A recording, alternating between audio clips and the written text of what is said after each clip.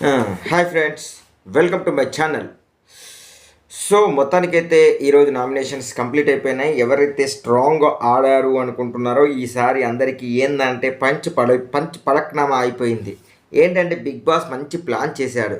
So కొత్త వాళ్ళకు ఏంటంటే అక్కడ ఉన్నది ఏంటంటే ఎంటర్టైనర్స్. ఆ ఎంటర్టైనర్స్ ముగ్గురులో ఒక్కరు పోయినా కానీ టీఆర్పీలు పడిపోతాయని తెలిసి బిగ్ బాస్కు. సో దానికోసం ఏం చేశాడు, అక్కడ గౌతమ్కి ఎట్లాగూ ఓట్లు రావు, విష్ణుప్రియ మాత్రం సేవ్ అయిపోయింది అనుకోవచ్చు. మొత్తానికైతే అందరి మధ్యలో విష్ణుప్రియ సేవ్ అయిపోయింది. ఈ ఎందుకంటే పాత వాళ్ళని తీసుకొస్తే వాళ్ళ పాత గ్రజులు ఉంటాయి కాబట్టి ఆ పాత గ్రజులతోటి పాత వాళ్ళని నామినేషన్ చేస్తారు కాబట్టి ఆ పాత వాళ్ళను లో ఎవరో వాళ్ళు కొట్టుకొని వెళ్ళిపోతారేమో అనిపించేసింది. బట్ నాకు ఏమనిపిస్తుందంటే పాపం యష్మి, పాపం పృథ్వీ, పాపం నిఖిల్ అని అనిపించింది. ఎందుకంటే ప్రేరణ మీద వచ్చిన నామినేషన్స్ ఎక్కువ వచ్చినా కానీ పెద్ద పాయింట్స్ తోటి రాలేదు. సో తన నోరు జారుతుంది, ఆ ఒక్క పాయింట్ తప్ప మిగతా ఇదంతా ఏం పెద్దగా ఇష్యూ లేదు. కాకపోతే పెద్ద ఇష్యూ ఏంటంటే యష్మిది, నిఖిల్ది మాత్రమే. పృథ్వీకి కూడా ఉంది కానీ పృథ్వీ కూడా అంత పెద్ద, కాకపోతే యష్మికి మాత్రం చాలా బ్యాడ్ అయిపోయింది. ఇన్ ద సేమ్ వే మన నిఖిల్ కూడా చాలా బ్యాడ్ అయిపోయాడు. సో ఆ బ్యాడ్ అవ్వటం వల్ల ఇప్పుడు ఓటింగ్స్ అన్నీ వాళ్ళకి పడిపోయాయి కాబట్టి మనం ఏం చేస్తాము అనేది తెలీదు. అంటే ఇప్పుడు వాళ్ళు ఏం చేస్తారనేది మనకు తెలీదు. ఇక నెక్స్ట్ ఏంటంటే ఒక్కొక్కరు ఒక్కొక్క పాయింట్స్ చెప్తున్నారు, దాని మీద బ్యాక్ పిచ్చింగ్ అని చెప్పారు. బ్యాక్ పిచ్చింగ్ అనేది కంపల్సరీగా జరుగుతుంది. ఎందుకంటే ఎవరైతే ఏదంటున్నారో వాళ్ళు ముందర చెప్పలేకపోయినప్పుడు అది వెనుకకు మాత్రం ఖచ్చితంగా చెప్తుంటారు. బ్యాక్ పిచ్చింగ్ పెద్ద ఇష్యూ కాదేమో అనిపించింది, కానీ ఏదైతే నిఖిల్కి మాత్రం పెద్ద దెబ్బ అనుకోవచ్చు. ఎందుకంటే యష్మి గురించి మాత్రమే మాట్లాడుతున్నారు. యష్మి అంతగానం మాట్లాడుతుంటే కట్ ఎందుకు చేయలేదు అని. అయితే అప్పుడే కనుక కట్ చేసేది ఉంటే కథ ఇంత దూరం వచ్చేది కాదేమో అని నాకు కూడా అనిపించింది. సో మనం ఏంటంటే ఎప్పుడైనా కానీ ఫెయిర్ అండ్ ఫ్రాంక్గా ముందుకు వెళ్ళిపోతూ మనం ఏమనుకుంటున్నారో చెప్తే బాగుండేది. ఇంకొక విషయం ఏంటంటే ఇప్పుడు ఇద్దరి మధ్యలో పంచాయతీ అయినప్పుడు మధ్యలోకి వెళ్తే అదొక గొడవ. ఇప్పుడు సోనియా ఏం నామినేషన్ చేసింది, ఇద్దరి మధ్యలోకి నువ్వు ఎందుకు వెళ్తున్నావు అనే పాయింట్ తీసుకొని నామినేషన్ చేసేసింది. కానీ ఇప్పుడు ఏంటంటే మన మణికంఠ ఎందుకు నామినేషన్ చేస్తున్నాడు అంటే నువ్వు ఇద్దరి మధ్యలో వెళ్ళలేదని చెప్పి నామినేషన్ చేస్తున్నాడు. ఒకరేమో మీరు గ్రూప్గా ఆడుతున్నారని నామినేషన్ చేశారు, మళ్ళా ప్లస్ వాళ్ళ గురించి బ్యాడ్ పిచ్చింగ్ చేస్తున్నారు, మీరు తనకు అగైనెస్ట్గా ఆడుతున్నారని చెప్పారు. సో అంటే మిక్స్డ్. కాకపోతే నాకు అనిపించింది, మరి మీకు కూడా అదే అనిపించిందా? ప్లస్ ప్రేరణ అన్న ప్రకారము నాకు నైనిక అండ్ సీతాది సేమ్ పాయింట్ ఏవైతే ఉందో క్లమ్జీ అనేది. క్లమ్జీ అంటే ఇట్స్ డిఫరెంట్ కదా. ఇప్పుడు పిచ్చి పిచ్చిగా ఉంది, అరే ఇట్లయింది అన్నట్టుగా ఉంటుంది కదా. సో ఆ క్రంచ్ అనేది కప్పు వర్డ్ అయితే కాదు. ఎందుకంటే తను అరే శ్రీపాద్తోనే ఉన్నప్పుడు అలా ఉంది కదా అని చెప్పేసి అట్లా అనుకోవచ్చు. అది ఎవరికైనా మానవ సహజం. తనకేందంటే ఒక బాయ్ ఫ్రెండ్ ఉన్నాడు, తనకి ఇక్కడ బాయ్ ఫ్రెండ్ ఉన్నా కానీ కరెక్ట్ రెస్పాన్సిబిలిటీ లేదు కాబట్టి ఆ రెస్పెక్ట్ రెస్పాన్స్ అనేది లేదు కాబట్టి తను అలా ఫీల్ అయిందని కూడా చెప్పుకోవచ్చు. సో దానివల్ల ప్రేరణకు యష్మికి మధ్యలో ఎటువంటి తేడా రాలేదేమో అనిపించేసింది. ఇక ప్రేరణ మాత్రం బాగా ఏడ్చినట్టు అనిపించేసింది. ఇక మొత్తానికైతే ఇక నిఖిల్ అనేవాడు యష్మి అనే పర్సనల్ జీవితం నుంచి బయటికి వెళ్ళిపోవడానికి పెద్ద దారి దొరికింది. కనీసం ఇప్పటికైనా వాళ్ళిద్దరూ ఇండివిజువల్గా ఆడుతారేమో. ఎందుకంటే కావాలని యష్మి తను ఎంబడి పడుతుందా అంటే నిజంగా కూడా పడుతున్నట్టే మనకు అనిపించింది. ఇక నిఖిల్ కూడా తన క్లారిటీ తను ఇచ్చేది ఉంటే చాలా బాగుండేది. బట్ క్లారిటీ ఇవ్వకపోవడం వల్ల ఏదంటే ఇప్పుడు ఏంటంటే తన ఏదో డ్రీమ్ వచ్చిందని చెప్పింది. ఆ డ్రీమ్ ప్రకారం ఏంటంటే నా మీద ఫీలింగ్ పెట్టుకుంటుందేమో అని చెప్పేసి అక్కడ కట్ చేసేది ఉంటే బాగుండేదేమో నాకు కూడా అనిపించింది. కానీ అప్పుడు ఏంటంటే పోనీలే ఇది నడుస్తుందిలే అనుకున్నాం, కానీ పాత వాళ్ళని తీసుకొచ్చి ఇలా పెద్ద బాంబు వేస్తాడని బిగ్ బాస్ అని కూడా అనుకోలేదు. ఇక తర్వాత ఆదిత్య ఓం సో నైస్. నిజంగా కూడా ఆదిత్య ఓం ఇంత బాగా మాట్లాడతాడా అని అనిపించింది. ఎందుకంటే ఇప్పుడు ఇదివరకు హౌస్లో ఉన్నప్పుడు తను నిజంగా కూడా ఆ పాయింట్స్ అప్పుడే కనుక మాట్లాడుతుంటే ఇప్పటికి కూడా ఆదిత్య ఓంకార్ ఉండేవారేమో అనిపించింది నాకు. అంత బాగా మాట్లాడుతున్నారు. బట్ అది ప్రిపేర్ చేసి మాట్లాడితే ఎలా ఉంటుందో అలా ఉంది కూడా ఒక్కొక్కసారి. సో నిజంగా కూడా బిగ్ బాస్ టీం ఇలా ప్రిపేర్ చేశారా అని కూడా ఒక డౌట్ కూడా వచ్చింది. ఎందుకంటే ఇద్దరు సేమ్ పాయింట్లు చెప్పడం, ఆ తర్వాత కావాలని పాత వాళ్ళని నామినేషన్ చేయటం, కొత్త వాళ్ళ మీద ఎటువంటి పాయింట్స్ లేదా, గౌతమ్ మీద ఎటువంటి పాయింట్స్ లేదా. ఇప్పుడు గౌతమ్ని హైలైట్ చేస్తూ గౌతమ్కు గర్వం వచ్చేసి గేమ్ పక్కకు జరిగితే గౌతమ్ పొజిషన్ ఏంటి అంటే గౌతమ్ పైకి వస్తున్నాడని వీళ్ళు ఫీల్ అవుతున్నారు అని చెప్పేసి. సో ఆబ్వియస్గా ఎందుకంటే ఇన్పుట్స్ లోపలికి వచ్చినప్పుడు, బయట ఇన్పుట్స్ లోపలికి వచ్చినప్పుడు లోపల జరిగే తీరు మారిపోతుంది కదా. ఇక నువ్వు ఏంటంటే ఆదిత్య ఓం గారు వచ్చేసి యష్మిని నువ్వు నిజంగా కూడా ఫిక్స్ అయిపోయావు.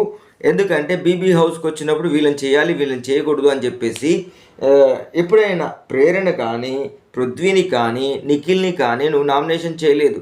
ఎందుకు అంటే మీరు ముగ్గురు కలిసి గ్రూప్ గేమ్ ఆడుతున్నారు అని చెప్పేసి మాట్లాడుతున్నారు. బట్ గ్రూప్గా గేమ్ కాకుండా కానీ గ్రూప్ గేమ్ ఆడుతున్నారా అంటే వాళ్ళు ముగ్గురు వాళ్ళందరికి మాత్రం నలుగురు మాత్రం ఖచ్చితంగా ఫ్రెండ్స్ 100%. పృథ్వీ తిరుగున నబిల్ తోటి ఇప్పుడు నన్ను అడిగితే మన ప్రేరణ ఈ గ్రూప్ తోటి ఎక్కువగా ఉండట్లేదు కదా నాకు తెలిసి. ఎందుకంటే తను నబిల్ తోటి కూడా చాలా క్లోజ్గా ఉంటుంది. ఇన్ ద సేమ్ వే వీళ్ళతోటి కూడా కొంచెం మాట్లాడుతుంది. ప్రేరణ మనం చూసాం కూడా చాలా బాగానే మాట్లాడుతుంది, వాళ్ళతో కూడా మింగిల్ అవుతుంది. బట్ గ్రూప్ అంటే వీళ్ళని ముగ్గురిని ఓన్లీ నామినేషన్స్ పాయింట్స్ ప్రకారం చూస్తేనే గ్రూపా, మిగతా విషయాలు లేవా? వాళ్ళు ఏ విధంగా ఆడారో కూడా చూసాం కదా. ఇప్పుడు మనం చూసినట్లయితే హ్యాట్ గేమ్ చూసినప్పుడు యష్మి చెప్పింది కదా నేను అవసరమైతే ప్రేరణను కూడా నామినేషన్ చేస్తాను అని చెప్పేస్తేనే అదే పాయింట్ పట్టుకొనే కదా మన టేస్టీ తేజ నువ్వు ఒక ఫ్రెండ్ను ఎట్లా నామినేషన్లో పెడతావని చెప్పేసి యష్మిని నామినేషన్లో పెట్టి దానికి క్లారిటీ ఇచ్చింది కదా. దానికి కదా కొంచెం గొడవ. ఎందుకంటే వీళ్ళిద్దరి మధ్యలో గొడవ స్టార్ట్ అయింది. ఎవరిద్దరి మధ్యలో? హరితేజ అండ్ ప్రేరణ మధ్యలో గొడవ స్టార్ట్ అయింది కూడా అక్కడే కదా. బట్ ఎందుకు ఈ పాయింట్ ఎందుకు రాలేదు నాకు అర్థం కావట్లేదు. ఇక నెక్స్ట్ ప్రేరణ నామినేషన్ చేస్తూ నువ్వు గ్రూప్ గేమ్ ఆడుతున్నావు, మ్యానిపులేట్ చేస్తున్నావు అని చెప్పేసి. మ్యానిపులేట్ చేస్తున్నాను అంటే ఇప్పుడు నబిల్ని అందరి ముందు ఇమ్మెచ్యూర్డ్ అని చెప్పావు అని చెప్తే అది ఇండివిజువల్గా చెప్పాల్సింది, అందరి ముందర చెప్పేశావు తనను బ్యాడ్గా చేస్తున్నావని. మళ్ళీ ప్లస్ గౌతమ్ ఎందుకు బయటకు వెళ్తున్నాడు అని చెప్పేసి మాట్లాడుతున్నావు. కానీ ఓట్లు ఎలా పడుతున్నాయంటే నేను ఓట్లు ఎందుకు పడుతున్నాయని కాదు, గౌతమ్ స్ట్రాంగ్ అయిపోతున్నాడు అని. అయితే ఈ విషయం మాత్రం మనం కరెక్ట్గా తెలుసుకోవచ్చు. ఎందుకంటే గౌతమ్ ఏంటంటే ఒకానొక టైంలో ఎలిమినేట్ అయి పోవాల్సిన వ్యక్తి ఇక్కడ అయితే మణికంఠ వల్ల ఆయన సేవ్ అయిపోయి లోపలికి రావడం, తర్వాత తన గేమ్ను చేంజ్ చేసుకొని స్ట్రాంగ్ అయిపోయాడు అని చెప్పేసి తను మాట్లాడుకుంది. ఇందులో తప్పేముంది నాకైతే అర్థం కాలేదు. ఎందుకంటే ఉన్న వాస్తవం అంటే తన ద్వారా నేర్చుకోవాల్సిన విషయం అని చెప్పేసి ఈ రికార్డ్స్ అని చెప్తే బాగుండు. బట్ తను మెమరీ వేసుకుంటుంది కదా. సో మెమరీ వేసుకున్నప్పుడు ఆ విషయమే నబిల్కి చెప్పింది. సో నబిల్కి చెప్పినప్పుడు ఏంటంటే ఇది బ్యాక్ పిచ్చింగ్ అని కాదు, పాజిటివ్ అని నేను అనుకోవాలి. ఎందుకంటే స్ట్రాంగ్ అయిపోతున్నాడు, అతనికి జనాలు ఓట్లు వేస్తున్నారంటే చాలా స్ట్రాంగ్ అయిపోతున్నాడు అంటే ఒకానొక సందర్భంలో బయటికి వెళ్ళాల్సిన వ్యక్తి ఇప్పుడు స్ట్రాంగ్ అయిపోయాడు అని చెప్పడంలో ఏమాత్రం తప్పు ఉందో నాకైతే అర్థం కావట్లేదు. ఈ విధంగా చెప్పేసి మీరు మీ ఇండివిజువల్గా ఆడమని చెప్పేసి ఆయన చెప్పుకుంటూ పోయాడు. సో తర్వాత నెక్స్ట్ వచ్చేసి నైనిక వచ్చింది. నైనిక వచ్చేసి నబిల్ను నామినేషన్ చేస్తూ నువ్వు ఫస్ట్లో కొంచెం తక్కువ ఉన్నావు, తర్వాత షేర్ అన్నావు, బట్ ఇప్పుడు లేదు ఎందుకంటే బ్యాక్ పిచ్చింగ్ ఎక్కువైపోయింది అని చెప్తున్నాడు. మళ్ళీ సేమ్ పాయింట్స్ అక్కడ మణికంఠ కూడా చెప్పాడు. సో మొత్తానికైతే బిగ్ బాస్ వాళ్ళు ప్రిపేర్ చేసి వచ్చారా అన్న డౌట్ అయితే నాకైతే వచ్చింది. మరి ఎంతమందికి వచ్చిందో కింద కామెంట్ చేసేయండి. ఇక నెక్స్ట్ ఏంటంటే గౌతమ్కు చాలా స్ట్రాంగ్ అయిపోతున్నాడు అని ఫీల్ అయిపోతున్నట్టు చెప్పింది. బట్ అంత ఫీలింగ్ అయితే ఈయన లేడు మొత్తానికైతే. తర్వాత నీకు అర్థం కాని విషయం ఏంటంటే యష్మి విషయంలో ఏంటంటే అర్థం కాదు. నువ్వు నిఖిల్కు ఎప్పుడైతే ఫస్ట్ వీక్లో నువ్వేం చెప్పావు, ఆ, ఏం చెప్పావంటే వాళ్ళిద్దరి మధ్యలో ఉండడం వల్ల నీ గేమ్ అంతా స్మాష్ అయిపోతుంది, వాళ్ళు ముగ్గురు కలిసి ఆట ఆడుతున్నారు, బట్ మనకేందంటే అది గ్రూప్గా అయిపోతుంది అని చెప్పేసి ఇప్పుడు నువ్వు ఆ గ్రూప్లోకి వెళ్ళిపోయిన తర్వాత ఎప్పుడైతే నిఖిల్తో కలిసావో నీ గేమ్ అయితే అయిపోయింది. ఎప్పుడంటే ఇదివరకు ఉన్నంత ఫైర్ ఇప్పుడైతే లేదు అని చెప్పింది. ఇక్కడ కొంచెం మనం ఆలోచించాల్సిన విషయం యష్మి గురించి. నిజంగా కూడా యష్మి ఎప్పుడైతే నిఖిల్ మీద తన కోరికలు అయితే స్టార్ట్ అయిపోయాయో, అంటే తన మీద ఆశలు అయితే స్టార్ట్ అయిపోయావో, అప్పటి నుంచి గేమ్ అయితే కొంచెం తక్కువ అయిపోయింది అని కూడా నాకు కూడా అప్పుడప్పుడు అనిపించింది. కానీ తను మాత్రం ఫిజికల్ గేమ్సే కానీ అవైతే చాలా స్ట్రాంగ్గానే ఆడింది. కాకపోతే తను కొంచెం ఫేవర్గా చేసింది అంతే. నామినేషన్లో అయితే పెట్టలేదు, కలిసి కూర్చొని మాట్లాడుకొని అది అక్కడ క్లారిటీ తీసుకొచ్చుకున్నారు. ఇక ప్రేరణ విషయంలో నీకు ఏంటంటే క్రంచ్ అని అన్నావు, బట్ అది క్రంచ్ అనడం ఎంతవరకు కరెక్ట్ ఏంటంటే తనకు అప్పుడు స్ట్రైక్ కాలేదు, తర్వాత మళ్ళీ సేమ్ వచ్చినప్పుడు నిజంగా కూడా మళ్ళీ అప్పుడు గుర్తుకొచ్చింది. ఓహో ఎప్పుడు అన్నానో అది గుర్తుకొచ్చేసింది అని చెప్పేసి అప్పుడు క్లారిటీ ఇచ్చింది. కానీ ఇప్పుడు కరెక్ట్ క్లారిటీ ఇవ్వలేదు. అయితే శ్రీపాద్ విషయంలో నిజంగా కూడా వాళ్ళిద్దరు మంచి జంట, శ్రీపాదుని ప్రేరణ. సో మంచి జంట, మంచిగా ఉంటున్నారు. సో ఇది బిగ్ బాస్ అనేది చాలా చిన్న వాళ్ళ లైఫ్లో. సో తనే ఒకవేళ దాంట్లో గెలిచేది ఉంటే ప్లస్ అవుతుంది అంతే తప్ప, కానీ బిగ్ బాస్ లైఫ్ ఇస్తుందని కాదు. తెలియని వాళ్ళకు వీళ్ళ మీద కొంచెం ఇంపాక్ట్ అనేది ఖచ్చితంగా, బిగ్ బాస్ ఇంపాక్ట్ మాత్రం ఖచ్చితంగా పడుతుంది. అంతేకాని ఇదే లైఫ్ అని మాత్రం ఇక్కడ వీళ్ళు ఫీల్ అయిపోతున్నారు. అది మాత్రం ఎంతవరకు కరెక్ట్ అయితే నాకైతే అర్థం కావట్లేదు. ఎందుకంటే ఇప్పటివరకు బిగ్ బాస్ గెలిచిన వాళ్ళలో ఎవ్వరు కూడా ఒక పెద్ద హీరోగా కానీ లేకపోతే మంచి అవకాశాలు మాత్రం రాలేదు. ఒక్క సన్నీకి మాత్రం, ఒక్క సినిమాకి మాత్రమే అది ప్లస్ అయిపోయింది. కానీ అది కూడా మంచి స్టోరీని తను సెలెక్ట్ చేసుకోలేకపోవడం వల్ల అది దెబ్బతిన్నదేమో అని నాకు అనిపించింది. బట్ అందరికంటే ఎక్కువ నష్టపోయింది మాత్రం కౌశల్. ఎందుకంటే అందరు నన్ను అభిమానిస్తున్నారని ముందుకు వెళ్ళిపోయిండు. కానీ సినిమాలు వచ్చినప్పుడు దాన్ని తీసుకొని అవకాశాలను అందిపుచ్చుకునేది ఉంటే చాలా బాగుండేదేమో అనిపించేసింది. తర్వాత ఏంటంటే ఇట్లా అయిపోయింది. అయితే మొత్తానికైతే ఈ నామినేషన్లు పెట్టేసి యష్మిని, ఎందుకంటే బ్యాక్ బిచ్చింగ్ చేస్తున్నట్టుగా, అంటే తనకు బ్యాడ్గా చెప్తున్నట్టుగా చెప్పింది. కానీ ప్రేరణకు దాని గురించి క్లారిటీ ఇచ్చేసింది. తనకు ప్రేరణకుతో ప్రాబ్లం లేకుండా చేసేసుకుంది. ఇక మణికంఠ విషయం, నెక్స్ట్ మణికంఠ వచ్చేసి నిఖిల్ ఫస్ట్లో ఉన్న డబుల్ ఫేసు నిఖిల్గా లేదేమో నాకు అనిపించింది. ఎందుకంటే ఫ్రీ అండ్ ఫ్రాంక్గా ఆడుతున్నాడు బట్ ఏంటంటే అని నాకు అనిపించింది. బట్ ఈయన ఇది చెప్పారు, నువ్వు అగ్రెసివ్గా ఆడుతున్నావు, 2 ఫేసెస్ పెట్టేసి ఆడుతున్నావు. నువ్వు 2 ఫేసెస్ పెట్టి పాడుతున్నావు. ఏంటంటే ఇక్కడ ఒక మాట చెప్తున్నావు, మళ్ళీ వెంటనే తిరిగి ఇంకొక మాట చెప్తున్నావు.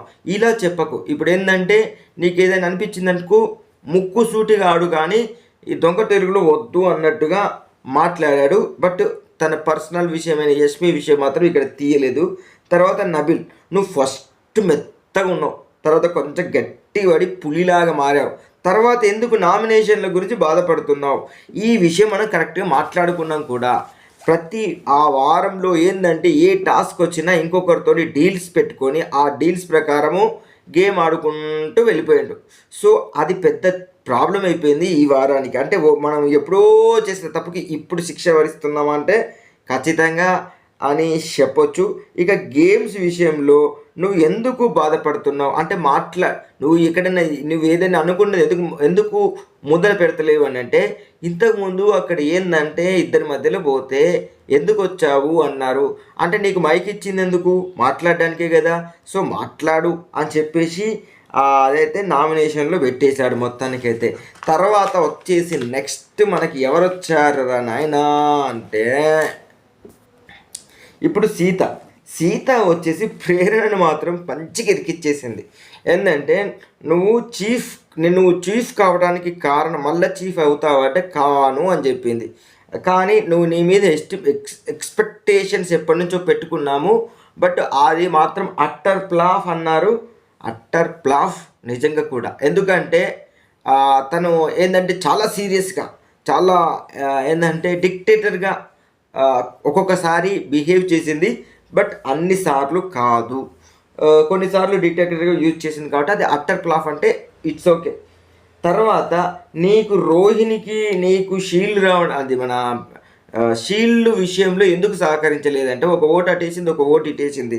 అయితే నువ్వు కావాలనే మరి నేను 2 ఓట్లు ఇటు వేసేస్తే తనకు షీల్డ్ ఈక్వల్గా ఉన్నప్పుడు నీకు ఆ ఛాన్స్ వచ్చినప్పుడు నువ్వు ఈ షీల్డ్ తనకి ఇచ్చేది ఉంటే బాగుండేదేమో అనిపించింది అని చెప్తే నేను అట్లయితే నేను ఇద్దరికి ఇవ్వాలి అనుకున్నాను. ఫస్ట్ అయితే నేను ఖచ్చితంగా ఫస్ట్ కాకుండా సెకండ్ మాత్రం తనకి ఇచ్చేదాన్ని అని చెప్పడానికి వచ్చింది.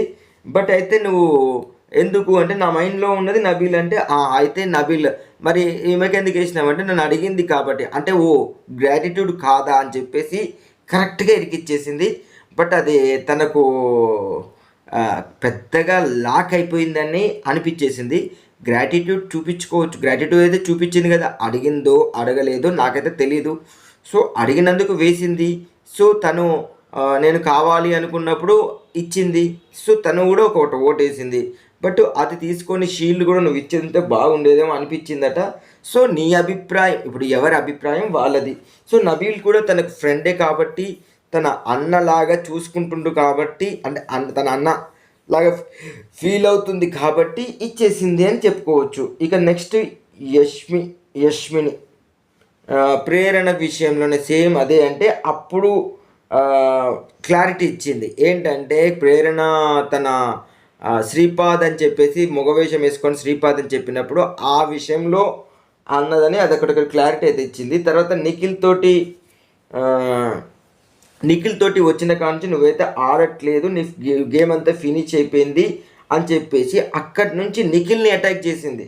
నువ్వేంటంటే నువ్వు యూజ్ చేసుకొని ఎవరిని తనను యూజ్ చేసుకొని నీ ఆటను నువ్వు ఆడుతున్నావు కానీ వాళ్ళ ఆటను చెరగొడుతున్నావు అన్నట్టుగా మాట్లాడింది. నిజంగా కూడా నిఖిల్ తోటి ఉండడం వల్ల సోనియా బయటికి వెళ్ళిపోయింది. ఇప్పుడు వాళ్ళని యూజ్ చేసుకొని ఇప్పుడు యష్మి కూడా బయటికి వెళ్ళే పొజిషన్లో ఉంది. అయితే ఇప్పుడు మొత్తానికైతే ఇది జరిగింది. ఇదంతా తప్పాలి అనుకుంటే నిఖిల్ బయటికి వెళ్ళిపోతే బాగుండేదేమో అనిపించేసింది, లేకపోతే పృథ్వీ లేకపోతే యష్మి పోతే, ఈ ఇద్దరిట్లో ఎవరైనా ఒకరు పోతే ఈ గొడవ ఇక్కడికి సర్దుమణిగిపోతుందేమో అనిపించేసింది. అయితే మొత్తానికైతే ఈసారి ప్రేరణ, యష్మి, నిఖిల్, నబిల్, పృథ్వీలు నామినేషన్లో ఉన్నారు. ఇప్పుడు గౌతమ్, విష్ణు, తేజ, అవినాష్, రోహిన్లు నామినేషన్లో లేరు. అయితే ఇక తర్వాత ఇక్కడ ఫన్గా జరిగింది. మేమందరం నామినేషన్లో ఉన్నాం, మనం ఒక గ్రూప్గా ఉందాము అన్నట్టుగా ఒక మాట అయితే వచ్చింది. మనది గ్రూప్ కాదు అని చెప్తే విష్ణు అంటే నేను ఈడా ఉంటా, ఆడా ఉంటా, ఏడైనా ఉంటా అని చెప్పేసి మాట్లాడింది.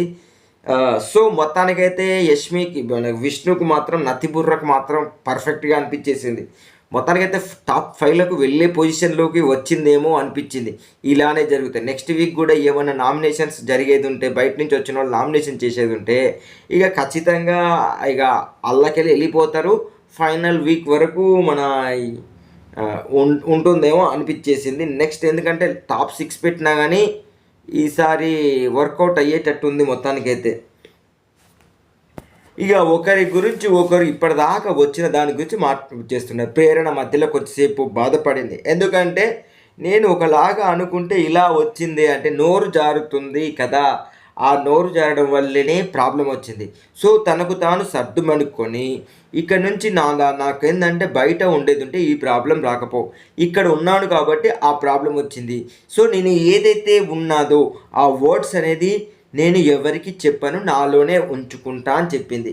సో ఈ చూస్తున్నామా ఉత్సాహం, అదే ఇప్పుడు వచ్చిన ఆలోచన ఎప్పుడో రావాల్సింది ఎరుక, ఇప్పుడు వచ్చిన ఎరుక అనేది, అంటే ఎరకడం అంటే తెలుసుకోవడం. ఇప్పుడు తెలుసుకున్నది ఎప్పుడో తెలుసుకున్నది ఉంటే బాగుండేదేమో నాకు అనిపించేసింది. ఇక తర్వాత ఇప్పుడు యష్మి బాధపడుతుంది, ఇటు పృథ్వీ బాధపడుతున్నాడు, తర్వాత నిఖిల్ బాధపడుతున్నాడు. సో మొత్తానికైతే వాళ్ళకు క్లారిటీ అయితే వచ్చింది. ఇక నా మీద ఇప్పుడు లాస్ట్కి అయితే నా మీద తన మీద ఎటువంటి ఫీలింగ్ లేదు అని చెప్తుంది, కానీ ఎప్పటి నుంచో ఉంది. నన్ను అడిగితే యష్మి వల్లనే నిఖిల్ది గేమ్ కొంచెం ప్రభావితం అయిందేమో అనిపించింది. ఎందుకంటే తను కనుక మనోడి వెంట పడకపోతే ఇదంతా ఉండకపోయేది. కాకపోతే ఆయన కూడా ఎక్కడెక్కడ కట్ చేసేది ఉంటే బాగుండేది. ఇప్పుడు తనకు తెలిసింది అన్నట్టు, ఇప్పుడు తెలిసింది, ఇన్ని రోజులకు తెలిసింది. సో బయట నుంచి వచ్చిన వాళ్ళు ఇన్పుట్స్ ఇస్తే మాత్రమే వాళ్ళకి తెలుస్తుంది. ఇక నెక్స్ట్ ఇక తర్వాత నైట్ అయిపోయింది. ఇక తను మనవాడు అన్నం తింటలేడు. సో మన బాత్రూంలో ఉండేసి యష్మి కూడా బాధపడుతుంది. నెక్స్ట్ ఇక తర్వాత ప్రేరణకు ఒక క్లారిటీ చూసింది. ఏంటంటే నిఖిల్ది నైనికదిను సీతది సేమ్ ఉంది ఏంటి నామినేషన్ అని చెప్పేసి నాకు కూడా వచ్చిందే డౌట్. ఎందుకంటే ఒకరిది చూసుకునేది ఉంటే, కంపేర్ చేసుకునేది ఉంటే వాళ్ళది వీళ్ళది సేమ్ నామినేషన్ ఉన్నదేమో అనిపించింది. ఎందుకంటే బయటకు వచ్చినాక కూడా వీళ్ళకి ఏం ప్రోగ్రామ్స్ లేవా? వీళ్ళు చాలా ప్రోగ్రామ్స్ చేశారు కదా, వీళ్ళకి చూడాల్సిన అవసరం లేదు కదా. అంటే చూసారో చూడలేదో తెలీదు మొత్తానికి అయితే. కాకపోతే మన మణికంఠ ఎంత ప్రోగ్రామ్ చేశాడో యూట్యూబ్లో మనమైతే చూసాం. ఏ ఒక్కరోజు కూడా నేను చూసి వచ్చానని చెప్తున్నాడు. నాకైతే ఎంతో కొంత ఇన్పుట్స్ ఇచ్చి బిగ్ బాస్ లోపలికి పంపారా అని అనిపించేసింది. మొత్తానికైతే ఇది ఈరోజు రివ్యూ. నా రివ్యూ కనుక నచ్చినట్లయితే లైక్ చేయండి. నా రివ్యూస్ని అందరికీ అందేలాగా షేర్ చేయండి. నా ఛానల్ను ఖచ్చితంగా సబ్స్క్రైబ్ చేసుకోండి. Thank you.